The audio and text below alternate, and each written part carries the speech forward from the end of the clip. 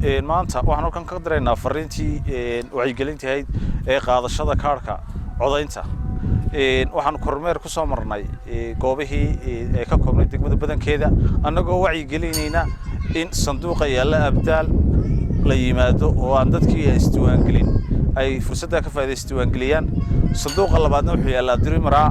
runtii degmada Mandheero dhan fariintan u dirayna uga faa'iideysan waxa weeye dadweynaha ku dhaqanay inay fursadda ka faa'iideystaan oo biri intii ay calaacali lahaayeen ay kaarka qaataan kaarku waa hubka kaliya ay shacabku leeyihiin ee wax ku bedeli karaan waxna ku dooran karaan runtii hore way u qaateen 20,000 cod ka badan kaarka ka badan baa yaalay degmada iminkana waxaan rajaynaynaa in intii iyo in ka badan ay qaadato intii qaan gaadhay iyo intii aan chance ka helin inay ka faa'iideysato